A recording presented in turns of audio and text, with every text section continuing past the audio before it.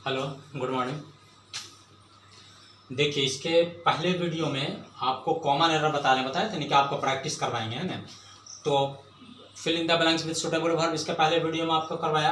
उसके बाद नेक्स्ट है एरर्स इन वॉइस। तो वॉइस का जो कॉन्सेप्ट आपको दिया था, तो वॉइस का आपके पास वीडियो गया होगा। तो वॉइस का हम लोग एक्टिव टू पैसिव चेंज करने के लिए बताए थे।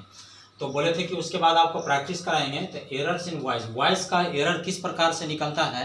चूँकि ऑब्जेक्टिव टेस्ट आपका होगा, तो ऑब्जेक्टिव टेस्ट में क्या होता है कि एक का 4 आंसर आपका ABCD करके वहाँ पर दिया रहेगा, जिसमें एक ऑप्शन सही होगा जो आपको पहचानना है और 3 गलत होगा। तो 3 जो गलत होगा, यदि आप उसको चिन्हित कर लेते हैं, उसको पहचान लेते हैं, तो आपको सही में आंसर मारना बिल्कुल आसान हो जाएगा, सरल हो जाएगा, है ना। तो कहाँ से गलती वॉइस में निकलता है, तो 1 to 16 हम आपको ट्राई कर रहे हैं। 1 से लेकर 16 तक आपको क्लियर यहाँ पर सॉल्यूशन विथ एक्सप्लेनेशन आपको देने का प्रयास कर रहे हैं। इसको आप ध्यान से इस वीडियो को देखिएगा, ठीक है। तो इंटर वाले के लिए तो इम्पोर्टेंट है, ये बार बार बोलने की आवश्यकता नहीं है। लेकिन ये जो लोग कंपटीशन की तैयारी कर रहे हैं, है ना, the students who are preparing for competitive exams, the chapter of voice is also important for them. उनके लिए भी वॉइस का चैप्टर बहुत ही इंपॉर्टेंट होता है, इससे भी एरर निकलता है, तो उनको भी इसको ध्यान से देखना है। देखिए, ठीक है, तो लेट अस स्टार्ट, है ना। तो देखिए, पहला जो यहाँ पर आपको है the work is to done. क्या लिखा हमने, the work is to done. तो यहाँ पर देखिए, टू के बाद डन V3 आ रहा है, तो यहाँ पर एरर है, एक शब्द मिसिंग है। The work is to be done, क्या हो जाएगा, the work is to be done, है ना। यदि बी दे देते हैं तो ये 2B + V3 का स्ट्रक्चर हो गया, the work is to be done. Clear है। नेक्स्ट है सेकंड में देखिएगा, द चाइल्ड वाज पनिश्ड। तो ऑक्सिलरी वर्ब के बाद यदि प्रिंसिपल वर्ब आता है वॉइस में, the child was punished by the teacher, तो V3 में आता है। क्लियर है। द चाइल्ड वाज पनिश नहीं होगा, बल्कि इसका आंसर क्या होगा, द चाइल्ड वाज पनिश्ड। देखिए, इसका आंसर यहाँ पर लिख देते हैं, द चाइल्ड वाज पनिश्ड, है ना, पनिश्ड होगा। ये यहाँ एरर आपका था। थर्ड में देखिएगा, the shop must be open. अभी देखिए, बी के बाद हमेशा V3 का प्रयोग होता है। बी के बाद हमेशा V3 का प्रयोग होता है। The shop must be open, आपका एरर यहाँ पर है ओपन। ओपन नहीं होगा, बल्कि क्या होगा, ओपन, है ना, V3 का प्रयोग होगा। 4 में चल रहे हैं, how to work is not know. तो इज नॉट नो, इज के बाद आपका यहाँ पर जो नो आ रहा है, ये आपका एरर में है। बताए थे कि ऑक्सिलरी वर्ब इज आ रहे हैं बाज वर्ब के बाद, जब भी जो वर्ब आएगा तब V3 में आएगा, है ना। तो नो का V3 क्या होता है, नोन। इसका आंसर होगा नोन। तो how to work is not known. Next 5 में देखिएगा, नथिंग कैन बी डू लिखा हुआ है।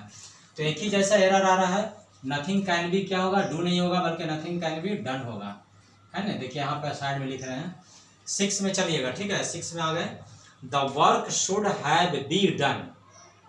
हैव के साथ आपको तुरंत समझ में आ गया होगा कि हैव के साथ बी का प्रयोग नहीं होता है, बल्कि क्या होता है, हैव के साथ बी नहीं होता, बल्कि बीन होता है ना। हैव के साथ क्या होता है, बीन होता है। The work should have been done by tomorrow, कल तक काम हो जाना चाहिए, है ना। नेक्स्ट है 7 में देखिएगा, the exam must finished by 5 o'clock। परीक्षा 5 बजे तक समाप्त हो जाना चाहिए। तो एग्जाम मस्ट फिनिश्ड होगा कि मस्ट बी फिनिश्ड होगा। यहाँ पर क्या होगा, मस्ट के साथ हम लोग बी एक ठो जोड़ेंगे, तो मस्ट बी फिनिश्ड हो जाएगा, पैसिव फॉर्म आ जाएगा।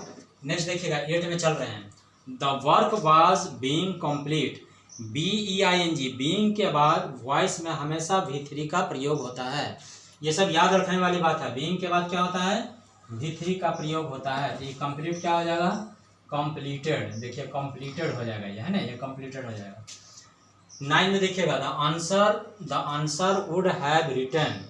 तो हैव, वुड हैव, पहला वर्ब आपका वुड है, उसके बाद हैव है, और हैव के बाद रिटन आ रहा है, तो एक शब्द का इसे मिसिंग है। आप सोचिए कि कौन सा शब्द लगना चाहिए। The answer would have been, have के बाद क्या जोड़ेंगे इसमें, यहाँ पर हैव के बाद बीन जुड़ते हैं आपका, have been written on the paper, ठीक है। नेक्स्ट देखिएगा, 10 में आ गए हैं, मेनी वर्क्स वेयर लीव। तो भाई, बाज और वेयर के बाद जब भी वर्ब आएगा तो V3 में आएगा। तो लीव का V3 क्या होता है, बढ़िए, लीव का V3 होता है लेफ्ट। तो यहाँ पर हम लोग का क्या आ जाएगा, लेफ्ट आ जाएगा। Many works where left untouched, अनेक कामों को अनटच छोड़ दिया गया था, है ना। नेक्स्ट है 11 में देखिएगा, by home the work was left. देखिए इसमें सीक्वेंस का कमी है, सीक्वेंस इसमें गलत है, वाज का प्लेस इसमें गलत है। बोलिए वाज कहाँ पर जाएगा इसमें, वाज बाय होम के बगल में जाएगा, by home was the work left. तो इस प्रकार का भी ऑप्शन आपको गलत ऑप्शन रहेगा।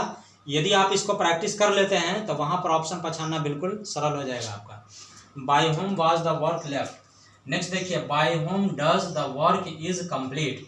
ये भाई 12 वाला सेंटेंस बहुत ज़्यादा इसमें एरर है, इसमें डज का भी प्रयोग है, इज का भी प्रयोग है ना, तो डबल नहीं होगा। तो बाय होम के बगल में डज नहीं होगा, ये डज को रिमूव करके यहाँ पर इज लगा देते हैं। By home is the work complete. देखिए तो कंप्लीट होगा कि कंप्लीटेड होगा, ये वाला कंप्लीटेड होगा, है ना। V3 का प्रयोग होगा तो कंप्लीटेड होगा। नेक्स्ट देखिएगा 13 में, what the teacher taught in the classroom. तो व्हाट के बगल में कुछ तो ही नहीं लिखा हुआ है, what the teacher taught in the classroom. बोलिए यदि आपको एक्टिव में इसको ले जाना है तो एक्टिव में जाएगा, तो व्हाट के बगल में आपको डिड का प्रयोग कीजिए, व्हाट डिड द टीचर, और इसको करना पड़ेगा टीच, तब ये आपका एक्टिव में हो जाएगा। ये एक्टिव का सेंटेंस था, पैसिव नहीं था। यदि बाय द टीचर रहता तब पैसिव होता, तो टीचर तो यहाँ दिया हुआ है, तो व्हाट के बगल में डिड डाल दीजिए, व्हाट डिड द टीचर, इसको टीच कर दीजिए इन द क्लासरूम, शिक्षक ने वर्ग में क्या पढ़ाया था, है ना। नेक्स्ट देखिए, what by the teacher was taught in the classroom.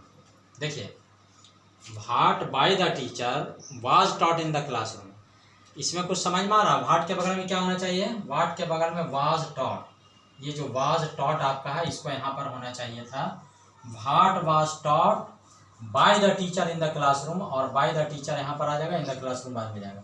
इसमें सीक्वेंस करना, सरियाना है इसको। नेक्स्ट है नो वन वाज कॉल। तो वाज के बाद यहाँ पर कॉल होगा, ध्यान दीजिए क्या होगा, कॉल का V3 क्या होगा, कॉल्ड, है ना।